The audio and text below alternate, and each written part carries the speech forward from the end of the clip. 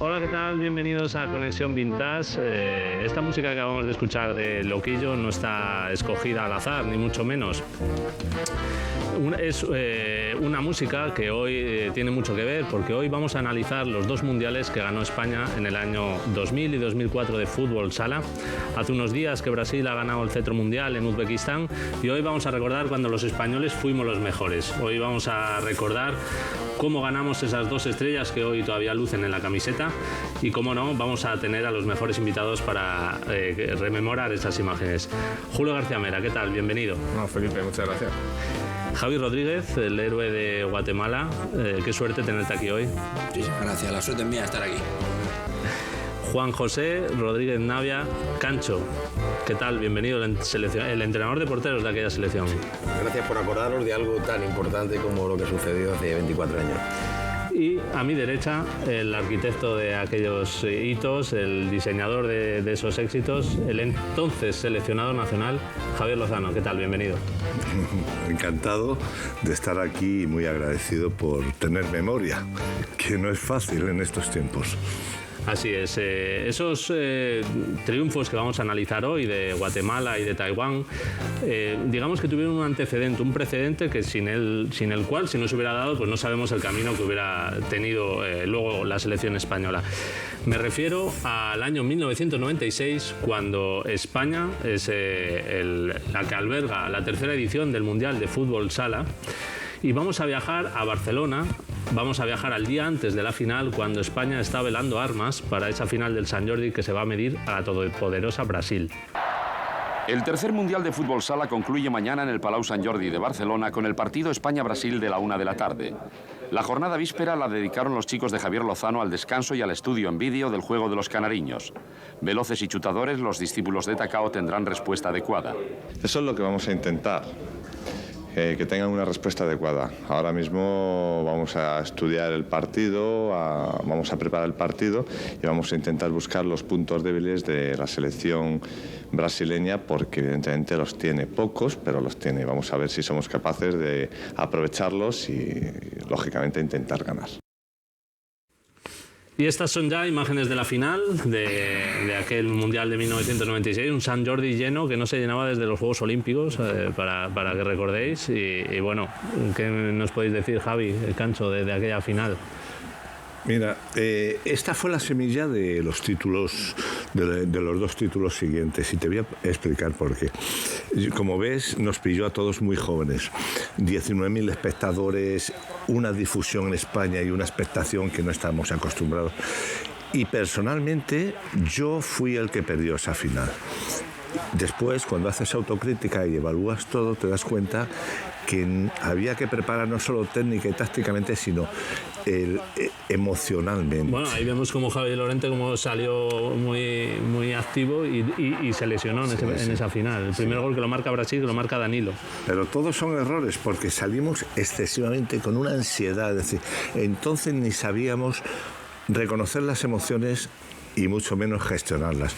A partir de ahí nos sirvió para saber que era un factor importantísimo. Y de hecho, en los mundiales siguientes de Guatemala y de Taipei, que los ganamos, estábamos súper tranquilos y manejamos todo el entorno con una facilidad, parecíamos expertos. Y todo nació aquí. Javi, ¿te acuerdas de ese partido? Sí, me acuerdo perfectamente, porque aparte recuerdo que en este mundial yo llegué por la lesión de un compañero, de Pablo Roberto. Yo en la lista principal no estaba. Perdona, que Pablo Roberto era la estrella de España y no lo tuvisteis para el mundial. Se rompió. Se aguantó hasta el máximo para ver si se recuperaba, visto que no cicatrizaba bien la herida que tenía, pues me convocaron a mí y recuerdo, bueno, sobre todo me quedo con el hecho de llegar el último y acabar siendo algo importante en esta selección, ¿no? De hecho, en este partido hay un 12 metros, actualmente son 10 metros lo que hay, por eso se decía antes doble penalti. Y Javi me saca a mí para chutarlo. No va ni a puerta, pero no, lo que pasa es que habían 19.000 personas y, como bien dice él, ¿no? Yo creo que son los pasos que más me ha costado llegar hasta la pelota, y era por ver todo lo que había ahí, todo lo que se generó. Aquí, como Vicentín tiro del carro que estuvisteis, os puso 4-3 con ese gol de Vicentín en un robo, en un gran disparo, y tal vez esta jugada fue la determinante, ¿no? Del 4-3 a falta de 3 minutos pasáis al 5-3. Sí, bueno, al final, si tú analizas el partido, de 6 goles que marcan ellos, 4 son errores nuestros. Y los errores siempre vienen por una anomalía. Por eso, esto fue la mejor enseñanza para poder ganar los siguientes mundiales. Al final, en la alta competición hay una primera premisa, es errar lo menos posible. A partir de ahí ya construyes y tú generas, pero lo primero es no regalar. Y eso, gracias a Dios, lo aprendimos y muy bien. O sea que bienvenido a esta derrota, porque fue el paladín para poder alcanzar las otras 2 victorias. Oye, que Brasil era un equipazo. Wow. Es que hay que verlo. Yo disculpaba con Javi luego al cabo del tiempo que hablábamos de esa final. Él decía que incluso los árbitros estuvieron un poco duros con España. Yo creo que esa Brasil era espectacular, ¿no? Era una Brasil con Manuel Tobías, con Fini, con Serginho en la portería, un choco descomunal que lo hemos visto ahí en los goles, pero realmente también nos sirvió para que la gente joven empezara ya a vivir una final y también desprendernos de algunos jugadores que no eran tan ganadores como podíamos pensar, ¿no? Es decir, hay un cambio generacional, se acaba un ciclo con determinados jugadores que eran extraordinarios, pero a lo mejor le faltaba ese plus de ser definitivos en momentos importantes, y con el siguiente ciclo, con el siguiente Mundial de Guatemala, ya aparecieron las estrellas. Pues sí, así es. Os ibais ya para Guatemala, ya con otra imagen, con otro estatus. Y antes de, vamos ya directos al año 2000, pero antes de ese Mundial de Guatemala, jugáis un preeuropeo en Asturias, que vamos a ver las imágenes, en el que os enfrentáis primero a Georgia, a la que le derrotáis nada más y nada menos que 14-3. Y luego jugáis contra Yugoslavia. Aquí vemos estas imágenes que se disputaron en Avilés. Decir que luego tendrá importancia, Julio, los 2 porteros eran Luis Amado y Guillermo. Sí, bueno, yo creo que históricamente España ha tenido los mejores porteros de todo el mundo. Bueno, herencia de Cancho y de los anteriores, de Varela, de auténticos porterazos que a lo mejor los jóvenes ni saben quiénes son. Y ha seguido esa tradición, y claro, Luis Amado, Jesús Clavería, Guillermo, Rafa, o sea, te salen un montón de porteros. Aquí tenemos marcando un gol precisamente a ti. ¿A mí? No puede ser. Mira, puedes poner...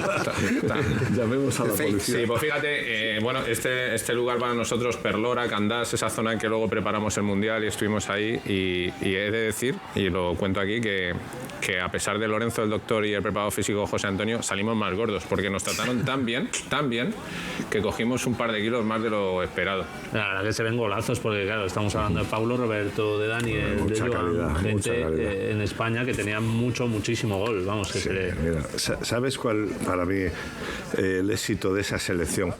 Que aunamos mucho talento, pero con una estructura sólida de juego, una estructura táctica, que teníamos un enjambre táctico. Era muy difícil, una defensa zonal con mucha disciplina. Todas las figuras sabían defender como el que más, y luego en ataque es verdad que yo les daba mucha libertad, y luego, como tenían talento, no había que marcarles el guión.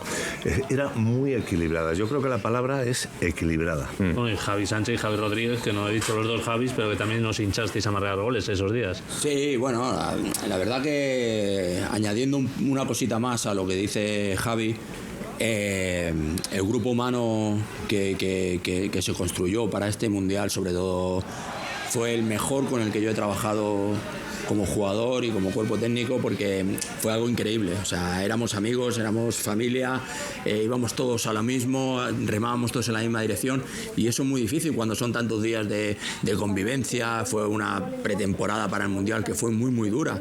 Sí que es verdad que salimos más gordos, como dice Julio, pero corríamos como jabatos. O sea, ahí no se escaqueaba nadie y sabíamos lo que queríamos y lo que nos jugábamos. Aquí vemos este partido contra Yugoslavia, que entonces era pues Serbia y Montenegro, y ganáis 3-2, os clasificáis para el europeo, y ya estáis enfocados para iros a Guatemala, que antes de entrar en ver las imágenes de Guatemala, decir que era un país un tanto exótico, ¿no? para albergar un campeonato de esta envergadura.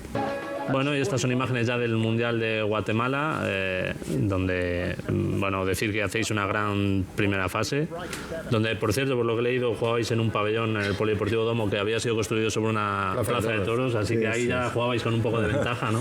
Algunos toreros que teníamos, sí. Yo no sé si lo han hecho adrede, pero lo he repasado el otro día. Los 2 primeros goles de ese Mundial, ¿sabéis quién los marca? No. Ante Cuba, Javi Rodríguez y Julio. Yo no sé si ha sido casualidad o el guión. Bueno, es que pero... el primer partido le meten 9-0 a Cuba, el segundo 7-2 a Irán, el tercero 3-0 a Argentina, 5-0 a Croacia, 3-1 a Portugal, 7-0 a Holanda. O sea que goles, por goles no iba a ser. Julio, si no metías ahí en todas esas... No, que yo meta goles es increíble, pero sí que retomándolo de antes y cogiéndolo con el 96, es verdad que, por ejemplo, en el 96 yo creo que Rodri y nosotros y yo somos unos recién llegados. El staff técnico, en el caso de Javier Lozano en los mundiales europeos, juega con 12-14 jugadores, pero realmente el meollo de la cuestión se lo juega con 7-8, y en el 96 nosotros ni tú ni yo éramos protagonistas. Y lo poco que jugamos en esa final, yo veía a ninjas que yo no los veía. O sea, aparte del marcador, yo creo que fueron superiores emocionalmente. Y ahí enganchamos, yo creo que fue mucho aprendizaje para nosotros, y en el 2000 llegamos, yo creo, en el momento... Estábamos en un momento competitivo todos increíble, pero he de decir que si este señor y todo el cuerpo técnico... O sea, ellos veían en nosotros algo que nosotros no éramos capaces de ver. O sea, nosotros, yo pienso que no teníamos pensado ganar, y menos a Brasil. Sabíamos que íbamos a ser muy duros y para ganarnos muy difícil, pero ese saltito lo dimos gracias a ellos. Sí, pero yo ahí, fíjate, quiero hacer alusión a algo que sucedió y que tampoco se debe olvidar, ¿no? Es decir, que esa concentración, que evidentemente comimos mucho y muy bien, pero hubo una cierta tensión porque en las previas del Mundial Javier tomó una decisión muy importante y muy difícil, que es dejar fuera al que era el capitán, a Javier Lorente, el sheriff. Era un hombre que tenía mucha ascendencia sobre todos los jugadores, y aquello impactó el grupo durante unos días. El grupo estuvo muy afectado, el grupo pues tuvo que asimilar ese golpe que nadie esperaba de por motivos que la gente del fútbol sala sabe, dejar fuera al capitán. Y yo creo que eso también al propio grupo os hizo más fuerte, os hizo pensar que si el que era el líder, el que más partidos llevaba de la selección con mucha diferencia sobre el otro, se quedaba fuera, esa cuota de responsabilidad que él tenía la teníais que asumir entre todos, y eso unió de tal manera al equipo que pasó lo que pasó luego. Aquí vamos a ver las imágenes de la semifinal que jugáis contra Rusia, un partido, era el antesala de la final, y además que Rusia comienza mandando por delante en el marcador. Julio, Javi, aquí sabéis del titular los dos. Rusia era un equipo imperial, o sea, tenía unos jugadores increíbles. Luego, 15-20 años después, yendo a Rusia, a Moscú con ellos, hablando con todos, con Berindikov, con todos, con Denisov, ellos bromean, entre vodka y vodka que nos invitaban, nos decían, es que para nosotros era imposible ganaros. Y yo le decía, joder, nos teníais que haber hecho al principio, porque es que nos lo pusisteis muy, muy difícil, ¿no? Sí, os bregabais en los europeos, ¿no? Además, con ellos. Era un equipazo. Sí. Era una intensidad, muy fuerte físicamente, con los cambios esos de 4, sí. Muy difíciles, muy difíciles. Jugador extraordinario, una calidad. Pero había uno por encima. Todos. Mira, yo te voy a decir, al hilo del comentario de Javier, que decía que había un gran ambiente, que era, la verdad es que estuvo muy bien manejado. Yo creo que las dificultades o te matan o te hacen más fuerte, y en este caso ese problema tan grave que tuvimos fue un mensaje al resto del equipo, y dijo, señores, aquí nadie está por encima del grupo. Y punto. La selección está por encima de cualquiera de nosotros. Ese fue el mensaje.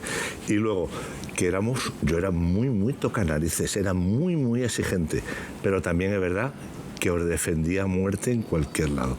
Y eso se genera una situación de que el jugador, por un lado, te está llamando este cacho cabrito, y por otro lado dice, pero a la hora de la verdad siempre está. Y genera ahí una dicotomía que eso es un cemento, un pegamento para un grupo. Hace Paulo Roberto el empate, y ahora Daniel hace el 2-1 para España, y luego también sería el ejecutor del 3-2. Claro, estamos hablando de tanto talento y tan diferente. O sea, es que tenías un fondo de armario increíble, ¿no? Yo creo que una selección, cuando la ves... Sí. No, y al final también sabíamos todos a lo que jugábamos. O sea, tú sabías que no ibas a regatear y cogías el balón y se lo dabas a los que regateaban. Los que no defendíamos tanto, ya nos obligaba a Lozano a defender más. Vosotros nos cubríais las espaldas. Yo creo que fue todo un... Al final creo también el hecho de ir a Guatemala, a un país de habla hispana, pues nos ayudó también. Y quieras o no, al 2000 final, seguidores que teníamos, todos pintados con la camiseta. Sí, banderas y todo. Fuimos también, es verdad que ellos hicieron una labor de relaciones públicas. Fuimos a la Casa de España en Guatemala, íbamos por todas las embajadas y se generó, primero fueron 100, luego 300 y al final acabamos... Y hubo otra cosa, no sé si os acordáis, por eso el público, porque siempre Brasil acarrea más gente que en España, pero es que ellos cometieron el error deportivo de jugar contra Guatemala en la primera fase y le metieron 29. Y entonces, ¿os acordáis cómo la gente en Guatemala estaba herida, ¿no? Porque ellos tenían muchísima... el seleccionador era brasileño. Estaban heridos porque era su mundial, tenían esa ilusión y ellos no tuvieron piedad. Es decir, fíjate que yo creo que Manuel Tobías acabó con 19 goles de máximo goleador del mundial. En ese partido ya se definieron todos los goleadores y asistencias, pero el pueblo de Guatemala pues apoyó a España porque se sentían heridos con aquella humillación. Muy buen apunte. Y nada, ganáis a la Rusia de Eremenko, que bueno, no os dije, pero para los niños de aquella época, Eremenko y Choco eran dos ogros para España, porque siempre os cruzabais con ellos. Pues como decíamos, ganáis a Rusia y la final contra Guatemala. Tenéis ahí ante vosotros la venganza, si se puede decir, de aquello que sucedió en 1996. Esas imágenes son para mí definitorias. Ellos gesticulaban, hacían, interpretaban. Si te fijas, el equipo español estaba tan convencido que tenían la mirada del tigre, todos concentrados en el foco, con la mirada, los ojos llenos de sangre. Nada, sin alterarnos, ninguna provocación ni nada. Ellos estaban todos gesticulando, dando voces. Y yo dije, este equipo, tendrán que venir las tropas militares para que este equipo pierda. Ahí vemos cómo salís al campo, tú, Cancho, detrás con la carpeta, que siempre te acompañaba en todas las imágenes que hemos rescatado. Y el pabellón lleno, imagino. Yo creo que esa selección, las dos selecciones, yo es que siempre he sido muy admirador, muy amante del fútbol sala brasileño, porque en mi club convivía, cuando venía un brasileño nuevo, nos metían conmigo en la habitación para que lo fuera adaptando y tal, y me hice muy amigo de todos ellos, ¿no? Y aún a día de hoy soy muy amigo de ellos. Y claro, yo tanto en el 96 como en el 2000 creo que son de las mejores selecciones que he visto yo por parte de Brasil. O sea, yo creo que sin duda, ¿no? O sea, estamos hablando de Finiño, de Manuel Tobías, de Choco, de Falcao, de Schumacher, luego vendría Marquinhos, Lenicio, o sea, gente increíble, ¿no? Y claro, ganar a eso, que creo que es lo mejor que he visto yo sobre una pista, creo que habla bien de nuestra selección, ¿no? Decir que el partido lógicamente era cara de perro, pero es que hay una circunstancia que luego la comentaremos en la portería, luego lo comentamos, pero vosotros aquí lo vais a ver, os adelantáis en el marcador con este penalti que le hacen a Javi Sánchez. Novak, no se nos olvidará nunca el nombre del árbitro. Muy buen arbitraje por su parte, muy valiente además. Podía haber fue valiente. Normalmente en aquella época no es que fueran con Brasil, pero siempre el campeón. El último doble penalti que nos pitan es de ser valiente. Fue valiente. Porque podía haberlo pitado cualquiera de los dos lados, porque la cara de Orol ahí se delata, ¿no? Porque él también, y podía haber pitado y hubiera sido. Y la falta de Schumacher a Daniel también, que pita también el doble. Sí. Bueno. No, por eso no me olvido, Novak. Sí, Novak. Aquí vemos el golazo de Daniel, que la se puso revienta. Nervioso, Daniel, ¿no? La revienta. Decir que Daniel y Paulo Roberto eran jugadores brasileños nacidos en Brasil que jugaban nacionalizados con España. Para ellos era muy especial este tipo de duelos.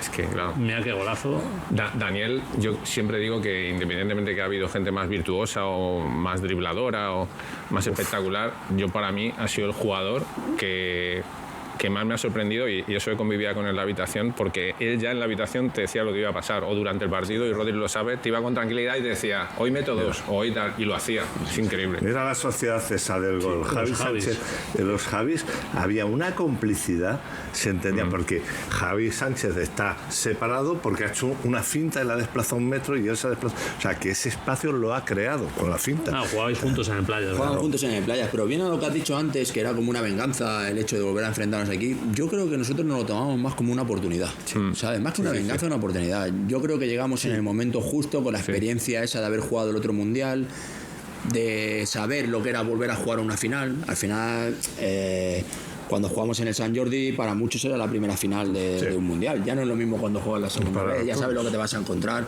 sabes los minutos cómo van. Y quieras o no, pues al final el jugar con estos pedazos de jugadores, esta la de Julio, esta será. Lo estoy diciendo, advirtiendo yo desde la banda, Sí, segundo sí, palo. sí. Pero no hace caso, sí, veo que... Pero, por ejemplo, Van der Carioca, que yo lo quiero muchísimo, viene a celebrarlo a nuestro banquillo porque nos acaban de remontar el partido. Sí, la provoca. Y bueno, y no entramos en provocación. Esta es la jugada clave que decíamos, ¿no? Este roce de Orol con Van der, que se pita falta a favor de España. Javi, te toca lanzar. Claro.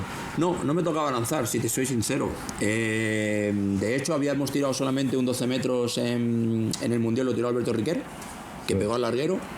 Y yo aquí, un minuto antes, cuando Brasil ya tiene las 5 faltas, yo le digo a Joan, que Joan era un especialista, yo a Linares, le digo, ponte a calentar, que va, si hay 10 metros, o 12 metros, perdón, sales tú.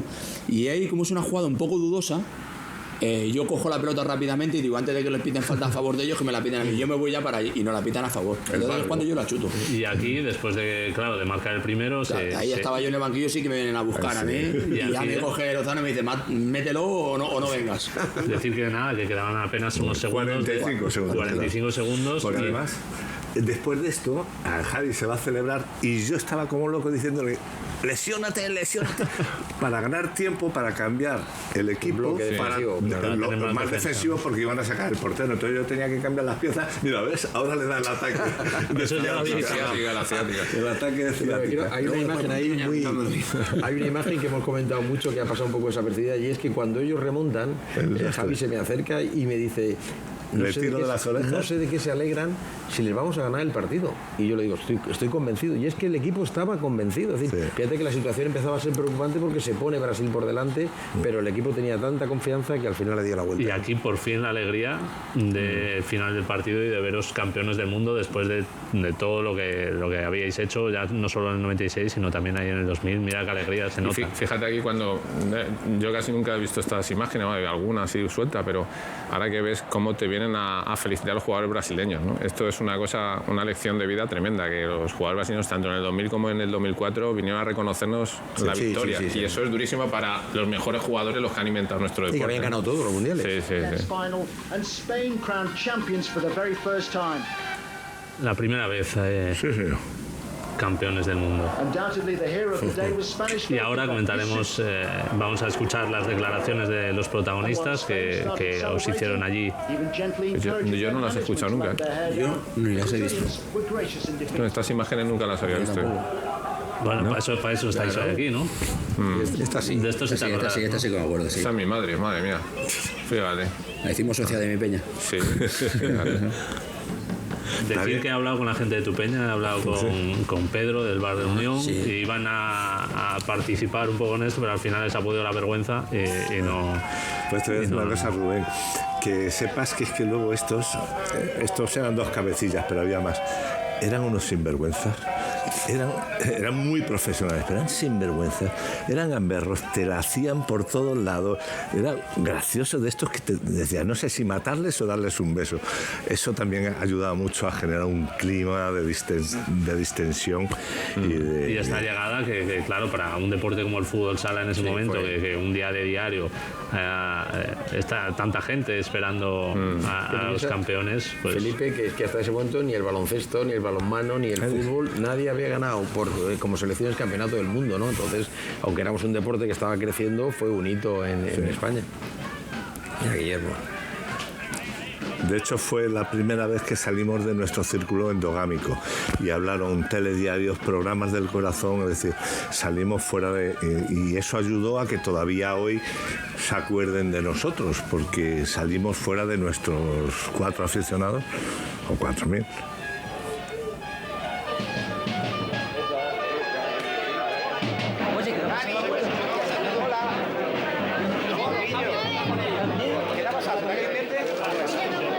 Pues nada, le agradezco mucho. Hombre, solo si volvéis. Con las niñas, con los niños, Antonio, Diana, ¿qué tal?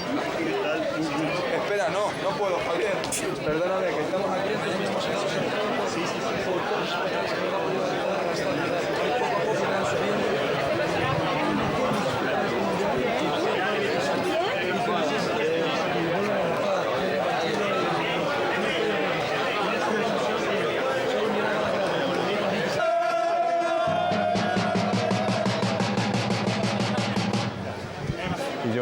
es el colofón, es la realidad de que hemos hecho algo importante. Yo creo que hemos tomado ahora mismo conciencia, por si nos quedaba alguna duda.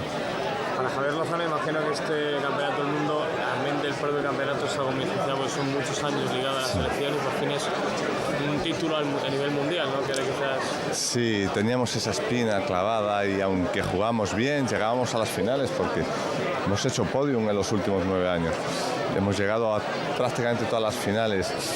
Fuimos campeones de Europa, pero siempre estaba Brasil.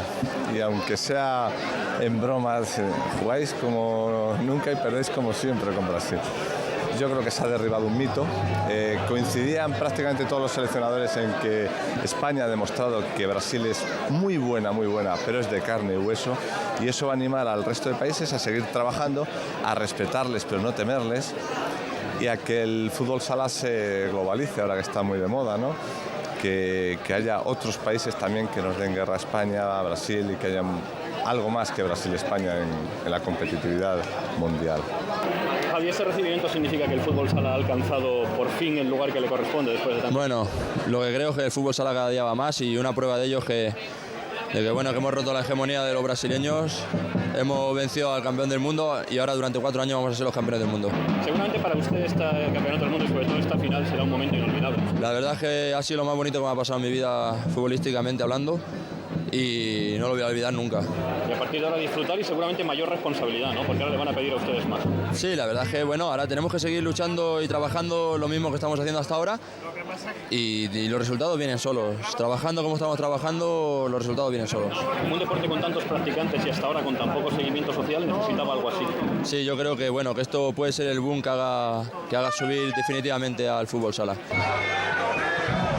Porque hemos sido mejores que ellos. Yo creo que hemos jugado un partido con mucha concentración y sin ningún temor a ellos, que es lo que ha faltado en ese mundial, ¿no? Se le ha respetado demasiado a Brasil y por eso yo creo que hemos sido los que hemos conseguido ganarles. Pero lo habéis superado también en estrategia, en táctica, porque ellos técnicamente vamos a decir que eran superiores. Sí, yo creo que ellos técnicamente pueden ser superiores individualmente, pero creo que en juego de conjunto hemos sido superiores, que al final es lo que gana, ¿no? El equipo. Oye, cuando te fuiste para allá, que ibas como tercer portero, no te imaginabas que te podía pasar todo lo que te ha pasado. No, este era mi tercer mundial y sí, esta vez no me tocaba jugar mucho, al final he tenido que jugar y bueno, pues creo que entre todos lo hemos conseguido, ¿no? ¿Siempre juegas más ahora después de tantos años? Bueno, pues cuando ganas un mundial pues siempre te acuerdas de los más cercanos, ¿no? De tu familia, sobre todo de mi hijo que está aquí, por ejemplo. Pero después de 3 mundiales yo he convivido con muchos jugadores dentro de la selección y creo que desde que comenzamos en la era con Lozano, pues también que se hace un recuerdo para todos los jugadores que han pasado por la selección, que yo creo que han contribuido un poquito también a que esto sea posible.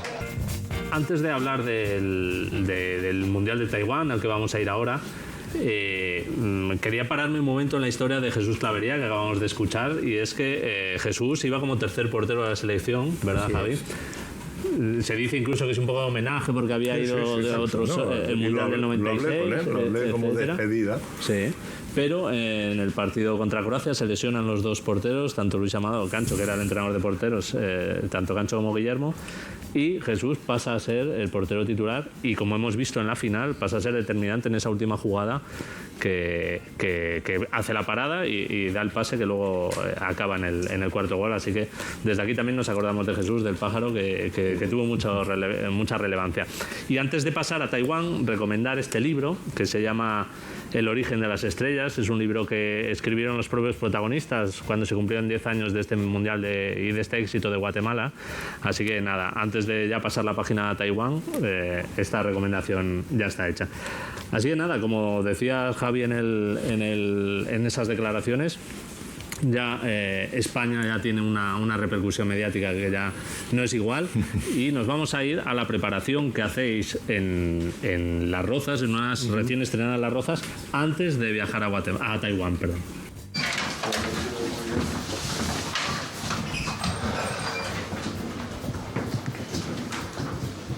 Bueno, como podéis ver, esta es la habitación donde nos alojamos en esta concentración de Las Rozas de cara al Mundial.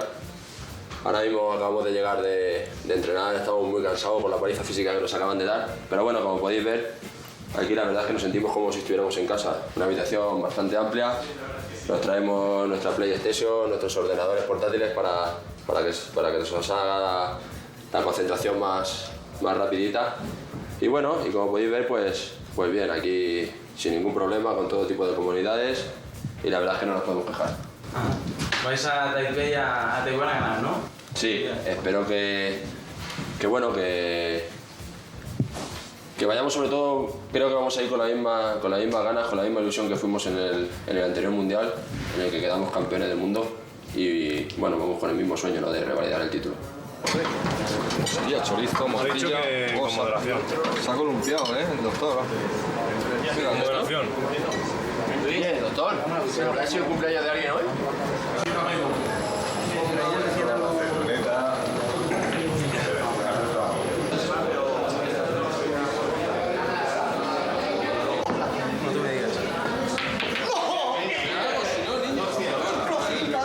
Eres el actual campeón del mundo y si no asumes que te vean como favorito, mal asunto. Otra cosa es que tú pienses que una cosa es ser favorito y otra cosa es ganar sin esforzarte y despreciando a los demás. Ahí entraríamos en la trampa de sentirse favoritos o de creerse favoritos. Los favoritos ya no se circunscribe solo a España, Brasil, Brasil-España, ¿no?, sino yo creo firmemente que Italia y Argentina han presentado ya sus credenciales. Alta competición, todo es complicado, y fundamentalmente el manejo de los estados anímicos, el estado anímico del grupo. Hemos probado el oro y es muy bonito, hemos probado la sensación de ganar y eso, más que recrearnos, nos tiene que hacer, nos tiene que servir de reto, poder conseguir ese tipo de sensaciones. Entonces yo creo que es una motivación más para soportar toda la carga, todo el esfuerzo y el sufrimiento. Bueno, pues de ahí ya viajáis a Taiwán, hoy también conocida como China Taipei. Y antes de empezar con lo deportivo, contarme cómo es eso de que nada más llegar os fuisteis todos a comprar videocámaras, cámaras de fotos, etcétera, etcétera, sobre todo los jugadores. Tú. No. Rodri era muy agitador del grupo. Yo era más low battery, más pausado, ¿sabes?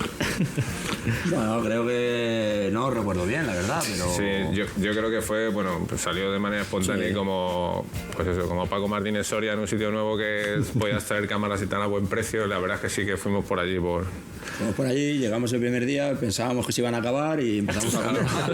Y nos quedaban todavía 25 días allí.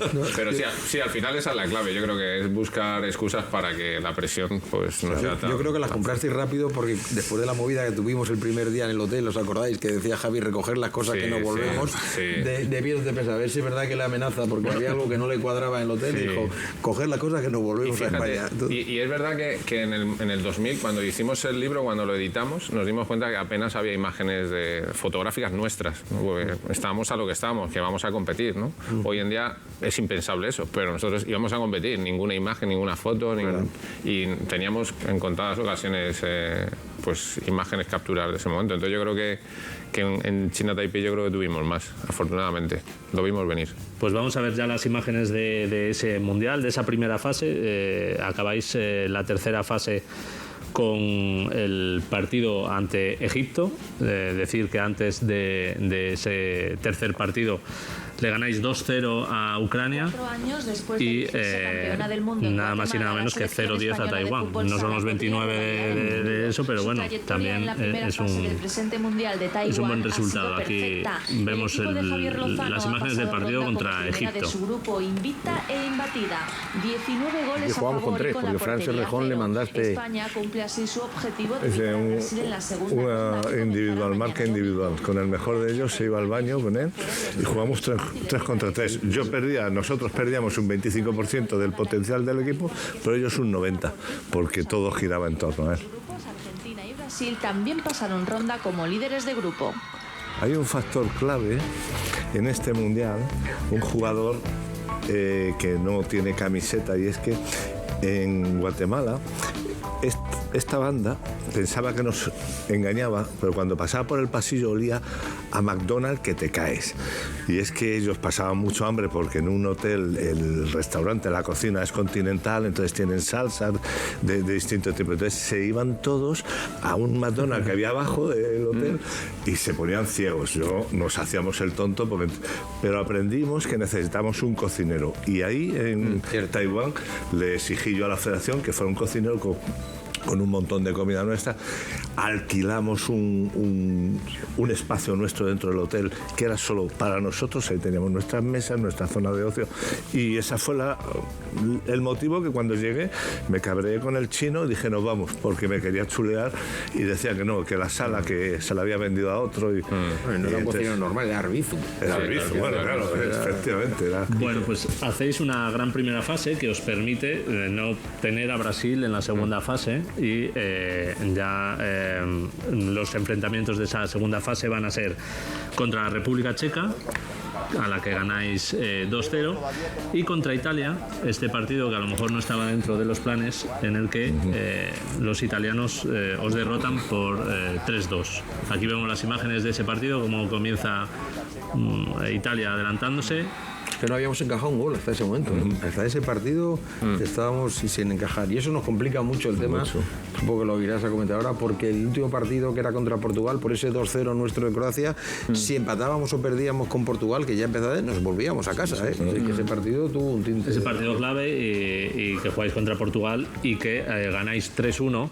Por lo tanto, esas semifinales a las que os clasificáis, ya ahora cambia el tercio. Ya Brasil ya no la vais a encontrar en una final, sino que os la encontráis en semifinales. Por lo tanto, ese, vamos a decir, tercer asalto, ¿no?, después del 96 y del 2000, pues ahora en vez de una final lo vais a tener en unas semifinales contra Brasil de nuevo.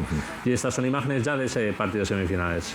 Vaya golazo. Primer golazo de Andreu, se comienza adelantando España en el minuto 23. Impresionante, ¿eh? Vaya mundial que hizo. Puro Andreu ahí por banda, gol, impresionante. Pero luego hay una anécdota muy bonita en el túnel que luego la cuento, muy graciosa.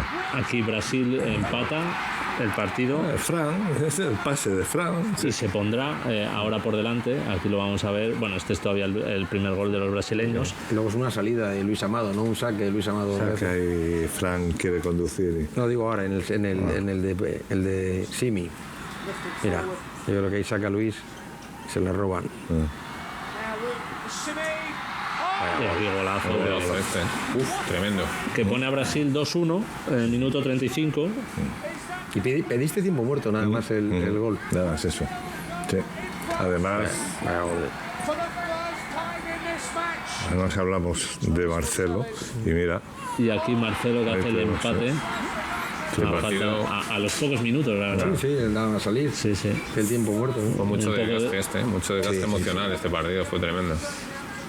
Encima de los penaltis fallamos el primero. Sí, ahora lo vamos a ver. Tocan un defensor y esa igualada del partido. Mira, ¿sabes qué pasa? Que la fortuna es muy ventajista, siempre va con el que gana. Aquí tira primero Kike el primer penalti y lo fallamos. Lo para Franklin.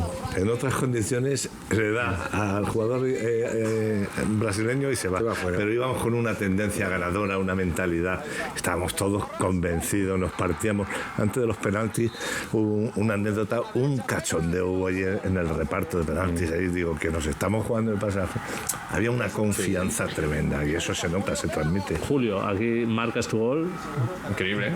Sí. O sea, a la escuadra, bueno, lo que hacen. Y aquí Indio, que era un gran jugador, se la adivina a Luis Amado. Luis les metía mucha presión a los rivales, porque tenían que ajustar tanto que iba al palo, tal como pasa al final, ¿no? Y los brasileños estaban obsesionados con Luis Amado. Y aquí se iguala todo. Nos tenemos que ir al sexto penalti. Limones, que había participado poco. Y personalidad. Es que teníamos jugadores que apenas jugaban en sus equipos. Personalidad, sí. Que fíjate qué buenas finalizaciones, todos los penaltis todos arriba. Todos, muy imparables. Javi, es que es imparable. Aquí marcas el tuyo. Son todos imparables. Irá ahora Schumacher. No sé si que no ve ni la que la rompe. Neto es el que lo falla. Sí. Y ahora Neto es el efectivamente lo falla y ahora marca Andreu. Este no falla nunca, es súper efectivo este chico. Y mira que había que motivarle, ¿eh? Golazo a la escuadra.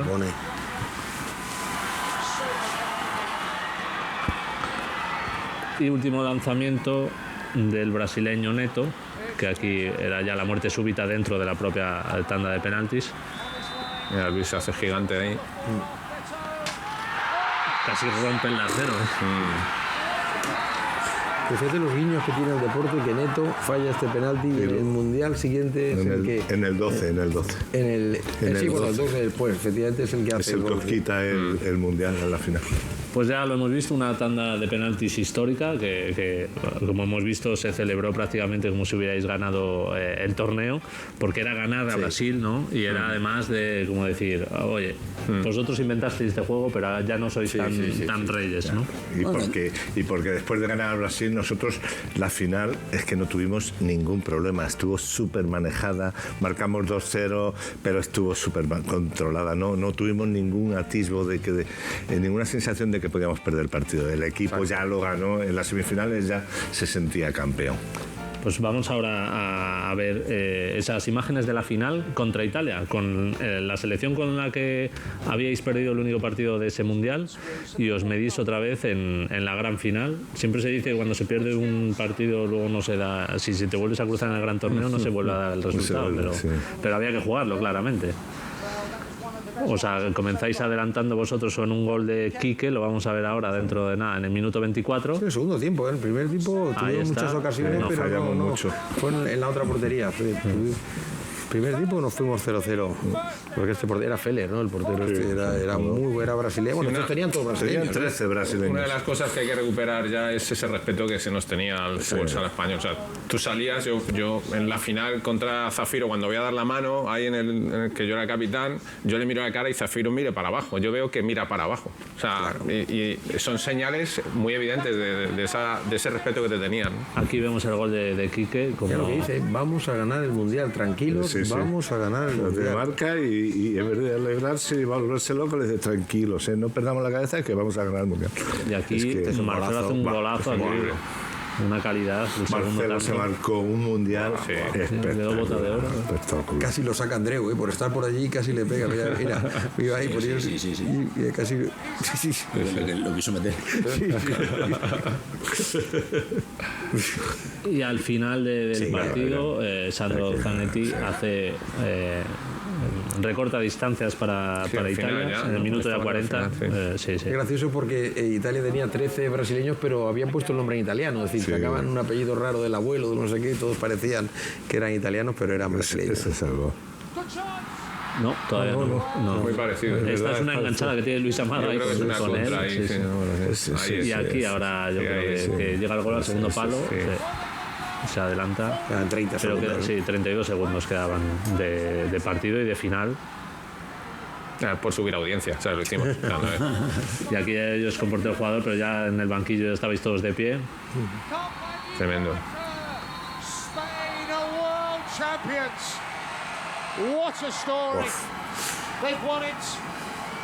Ese estado zen de control emocional que se ve fijándose en Javi, ¿no? Como en los dos mundiales, aunque gana cualquier otro, yo hubiera pegado botes, ¿no? Y él mantiene ahí el saber estar es fundamental. Y es salirte fuera. Siempre me gustaba ponerme en las esquinas porque no entiendo yo ni a los dirigentes ni a los que quieren asumir un reconocimiento que es de los jugadores en ese momento. Nosotros tenemos que estar en las esquinas dejándoles, porque ya les hacemos la puñeta durante toda la concentración, les presionamos. Es un momento.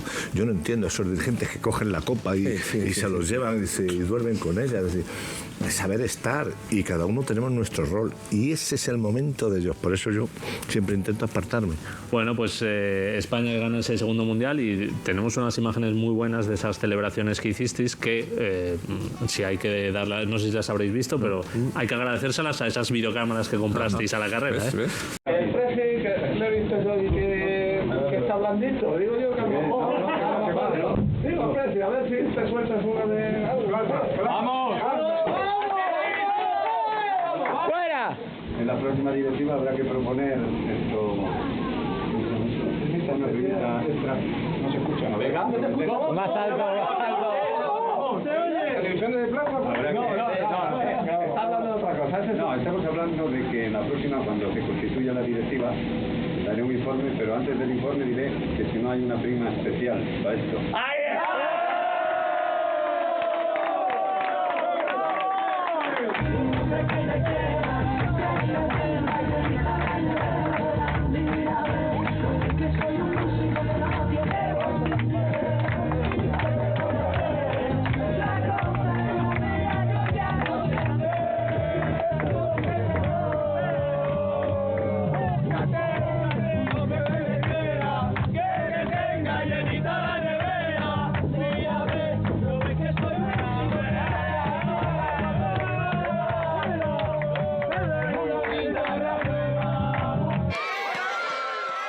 Los héroes del fútbol sala español ya están en casa, al filo del mediodía y arropados por centenares de aficionados, han aterrizado en Madrid.